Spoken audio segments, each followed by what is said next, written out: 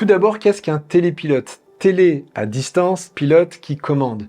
C'est donc une personne en charge de commander un appareil à distance. En langage courant, l'expression télépilote est aujourd'hui particulièrement utilisée pour désigner en réalité le télépilote de drone. Vous entendrez également parler d'opérateur drone, de pilote de drone, de pilote à distance, de TP pour l'abréviation, voire de droniste. Sauf dans certains cas très particuliers, le terme télépilote ne désigne pas un métier, mais une fonction, voire une spécialité associée à un métier, puisque vous conviendrez qu'engager un drone dans les airs n'est pas une finalité. La finalité, comme on l'a vu précédemment, ce sera d'acquérir des données, d'apporter un appui, éventuellement de transporter ou de manœuvrer quelque chose. On peut donc le comparer quelque part au titulaire du permis de conduire. On ne devient pas chauffeur-livreur ou taxi avec un permis de conduire. Le télépilote, c'est exactement pareil. S'il veut utiliser un drone pour travailler, il devra donc s'en servir comme un outil. Alors maintenant, qu'est-ce qu'un télépilote professionnel? L'expression est souvent très mal comprise. C'est tout simplement un télépilote qui utilise le drone à des fins professionnelles ou commerciales.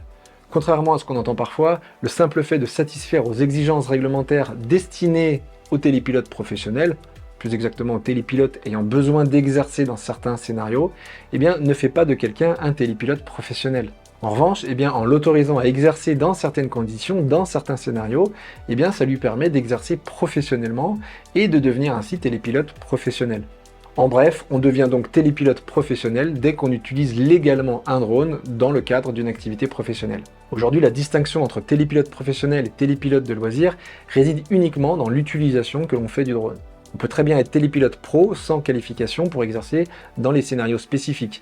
Il existe des pros qui ne volent qu'en open, ça limite leur champ de compétences, mais pour certains ça suffit. On va compliquer encore un petit peu les choses, restez bien attentifs.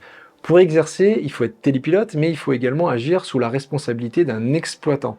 L'exploitant du AS, au regard de la réglementation, c'est une personne physique ou morale qui exploite un drone et représente l'activité. Elle est responsable des opérations dans leur globalité, c'est-à-dire qu'elle doit assurer la gestion administrative de son activité, veiller à ce que tous les vols soient menés conformément avec la réglementation, contrôler que ces télépilotes soient qualifiés et formés correctement et assurer la maintenance du matériel. On verra tout ça en détail dans un futur module, mais pour faire simple, retenez que le télépilote, lui, en principe, il est uniquement responsable de la conduite du vol, il doit veiller à la préparation de son aéronef, garantir la sécurité et le respect de la réglementation durant tout le vol. Donc si vous travaillez à votre compte ou que votre entreprise ne dispose pas encore de services d'exploitation du AS, en tant que télépilote, vous serez votre propre exploitant. Vous allez déclarer votre activité, vous serez responsable de vos opérations dans leur globalité. Donc nous, dans ce cours, on ne fera pas la distinction entre télépilote et exploitant. Vous aurez d'autres modules sur la gestion d'exploitation du AS qui reprendra tout ça en détail. Selon où on se place, les tâches et responsabilités du télépilote exploitant ne sont pas les mêmes. On regarde la réglementation, elle concerne principalement des actions autour de la sécurité et du respect de la vie privée. Au regard d'une entreprise, elles seront beaucoup plus larges puisque elles attendent du résultat. Alors avant toute chose, comment se déroule une mission de vol? On a 3 phases. La préparation, l'exécution et l'exploitation.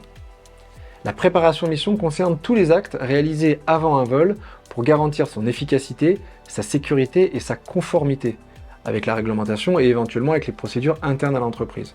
Selon la nature, l'ampleur et le contexte opérationnel de la mission, cette phase peut être très simple et rapide à effectuer, parfois en moins de 5 minutes, c'est assez souvent le cas, ou bien elle peut nécessiter un travail fastidieux de plusieurs jours avec l'intervention de plusieurs acteurs. C'est notamment le cas dès lors qu'on doit assurer une coordination avec des partenaires ou des personnes en charge de garantir la sécurité, qu'on travaille sur un secteur complexe avec beaucoup d'éléments à gérer, ou qu'on travaille hors scénario et qu'on doit fournir aux autorités une étude de risque. Tout ça, on le verra plus tard. Ensuite, on a l'exécution mission. Donc ça concerne les actes directement liés à la mise en œuvre d'un drone, l'installation, la mise en œuvre du matériel, le pilotage, la gestion de la sécurité, etc. C'est également une phase qui peut être assez variable en termes de durée et de complexité. Enfin, on a une 3e phase, l'exploitation mission, qui concerne les actes liés aux résultats d'une mission de vol.